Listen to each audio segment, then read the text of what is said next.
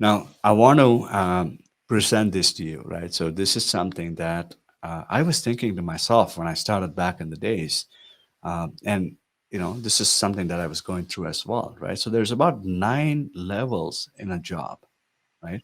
Any job you take, it doesn't have to be IT industry.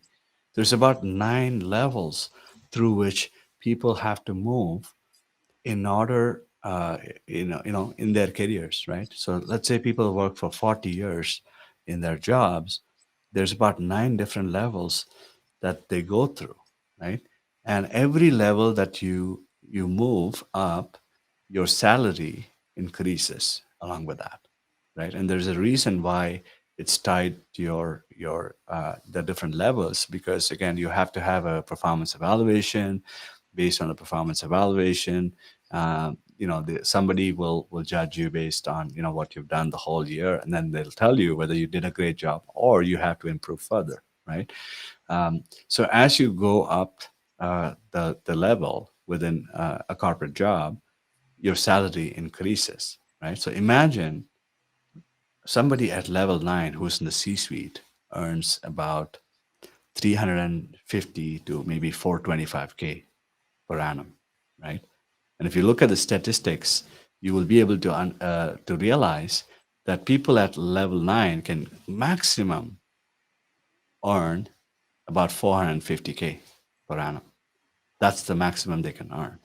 So what that tells you is you work 40 years in your life. You spend all of your years working, knowing that you can only get to, let's say, 500,000, right? How does that make you feel? And you struggle along the way. There's so many things happening. You want your paychecks coming in month after month. There isn't a lot of growth. And even if you grow, there's going to be a 3 to 5% raise for every level that you go, right? And not everybody will get to move into stage 9 or stage 8. Most of the people are stuck between stage 3 and 5, right? So isn't that surprising? Like when COVID hit the world back in the days, right, in 2020, the people within stage 2 and 4 are the ones who were mostly impacted because of COVID, because they lost jobs, because they couldn't get more pay, they had to take pay cuts and so on. So they were the ones who were mostly impacted, right? The reason why this is very important to understand is because as a consultant, your income is definitely not limited to let's say 500,000, right? Or maybe 100K or 500,000. So you're going to be able to, as a consultant, eventually make more than what you can make as a C-suite executive in a job. And that's the basic difference between a consultant and an employee who goes through these 9 levels. Are you with me? You getting it? Right? So you work your whole life and you're gonna be able to make 500K at the end. What I'm saying is there's a short path, there's a shortcut, or there's a path, an alternative path that most people are not aware of, which will help them to maximize their income, and they don't have to wait, or they don't have to wait for somebody to tell them, hey, you're now a lead or you're now a subject matter expert. You could raise that income at will, provided you develop your skills and you're good at it, right? So this is how typically a progression or the income increases for a consultant, right? If you look at it, you might start at zero, right? Your first goal should be to get to 100K, and the next level is a 250K consultant, and you need different kind of skills for that, right? And then 500K, and then 1 million, right? So think about this: if you work 40 years, and if I tell you you only make 500K or 450K as an employee, and if you work for 40 years, there's no cap on your income. Which one appeals to you? Is it the employee path or the consultant path? The consulting path, yes. Yes, because it's much it's a no-brainer, right? Like if you understand the concept of how you need to look at, it just doesn't make sense for you to be in a full-time job and just growing 3 to 5% every year. So this slide here, I want to show you the slide, right? So if you look at this is the demand for IT consultants. It's about a 10-year trend that you're looking at. Now, if you look at this, how does it appear to you? Do you see the trend going up or going down? From 2011 to 2021, how is the trend looking to you? Definitely going up for sure. Yeah, it's been going up, and the Mhm. the best part is like you look at 2020, there was a little bit of dip, and 2020 to 2021, you see the jump, middle of the pandemic. Why are consultants so in demand? Because organizations weren't able to get their operations online quickly. They needed consultants. They wanted some people to help them, provide advice, tell them how they go about shifting their businesses online, to fix their processes, to fix their people, train their people.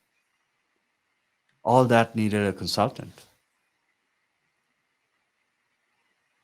right? So this is the market cap for IT consulting industry. The market size is about 576 billion. Again, this was back in 2021. It has significantly gone up since this year. There's about 2 million consultants in the states alone. This is based on US data, right? And the forecast, like they're not saying the industry is going to grow 100%.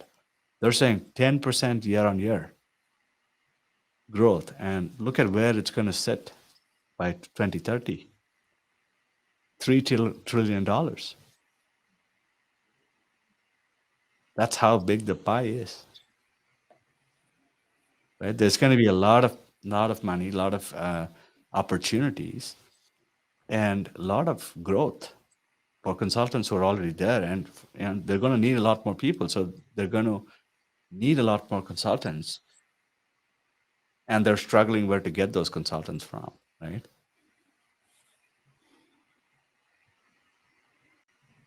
So 3 trillion is going to be the market cap. Who knows? You might hit the industry might hit 3 trillion sooner than 2030. It doesn't have to be doesn't have to be until that. Think about all the startups that are starting. Think about how much tech is part of our day-to-day lives. It has been integrated so much. Who's going to take care of all this? Who's going to improve the tech? Who's going to innovate in the IT industry if we don't have consultants?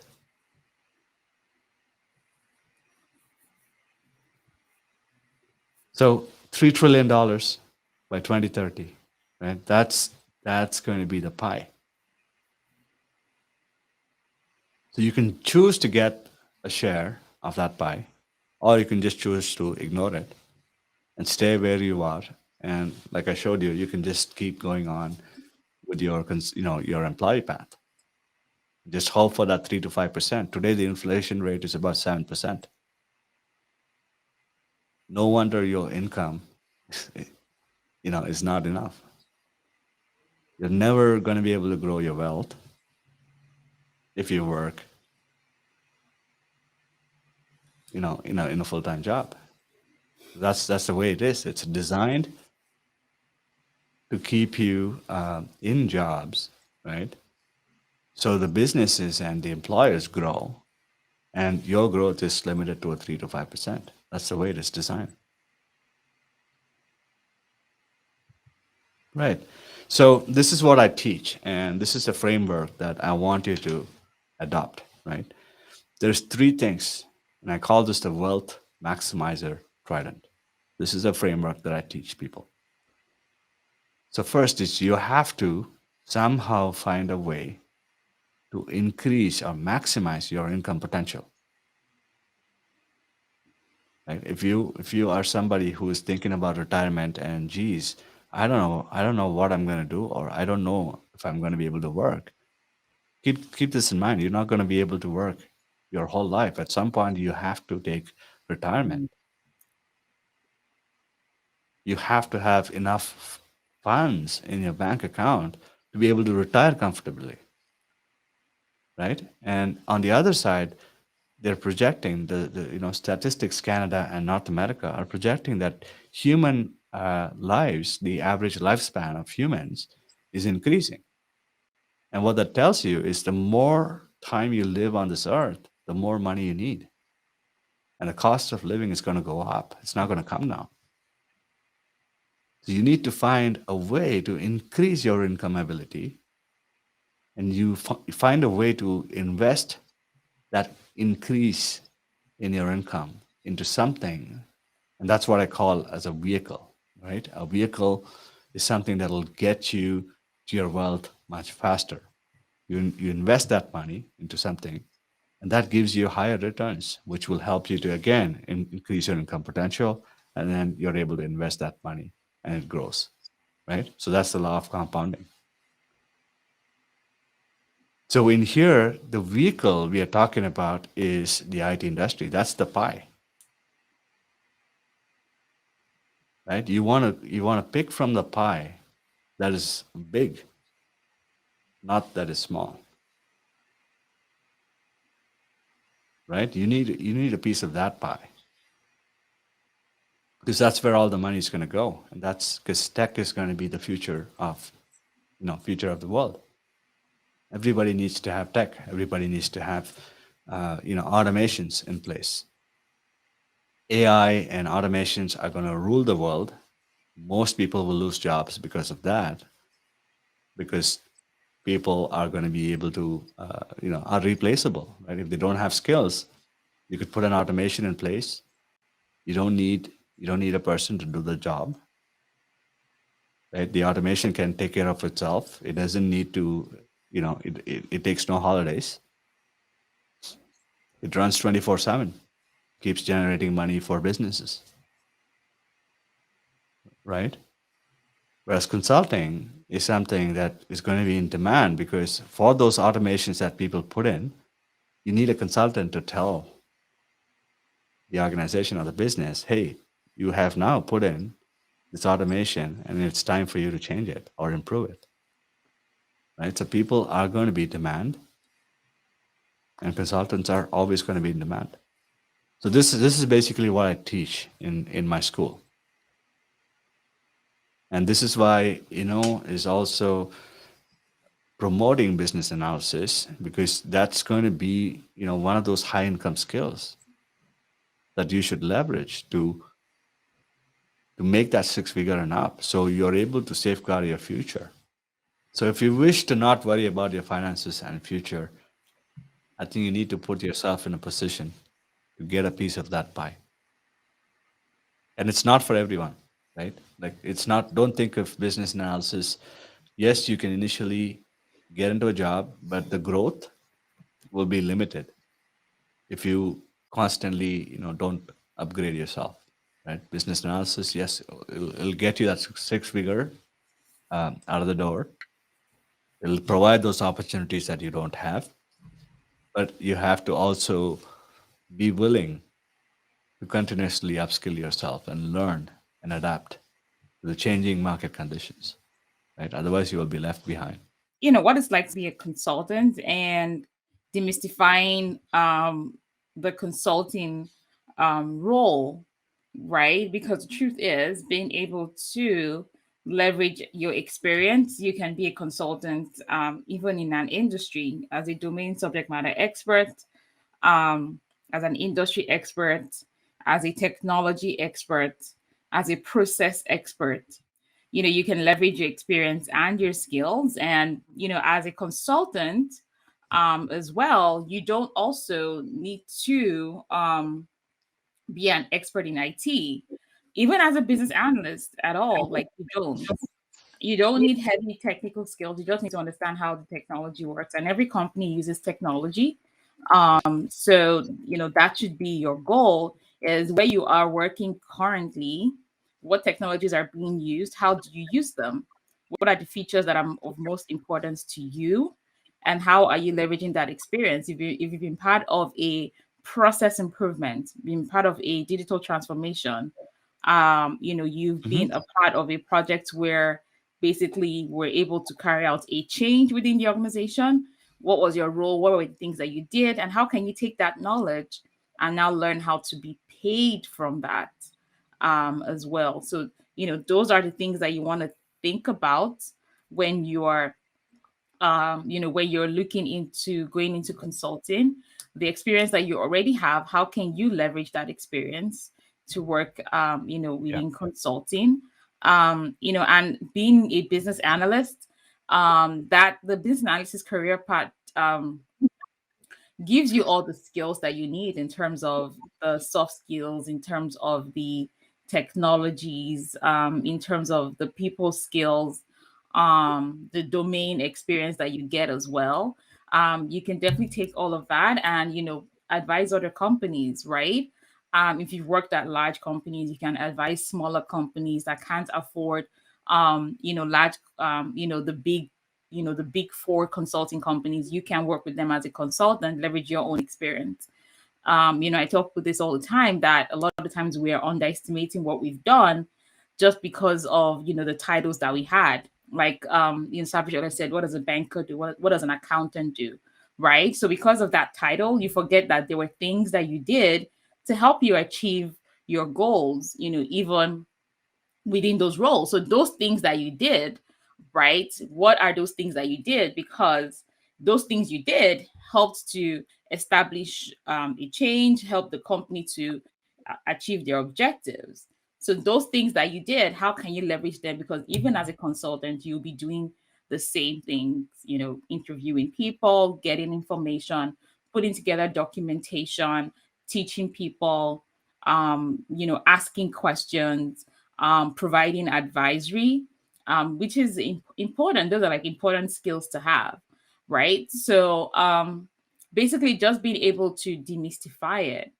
All right. So I hope this session gave you much clarity, and I hope you had some aha moments. I hope this helped you to understand how you can move forward in your career and towards your mastery and well-being. And I'm really grateful for, again, being here with NO today. So as always, I think we're going to sign off for now. And if you have any questions, feel free to reach out any point in time. I've also, I think she also posted a link to our website. Our website is iitcinternational.com. If you want to go there, learn about consulting and learn about me, you can always do so. I'm open on LinkedIn as well. You can reach out to me. You can follow me there. I do have some consulting related videos on YouTube as well, so you can check me out there as well. So yeah, so good luck with everything, and thank you so much for taking time and watching this live event today. So have a good rest of the weekend, everyone, and we will be in touch. Take care.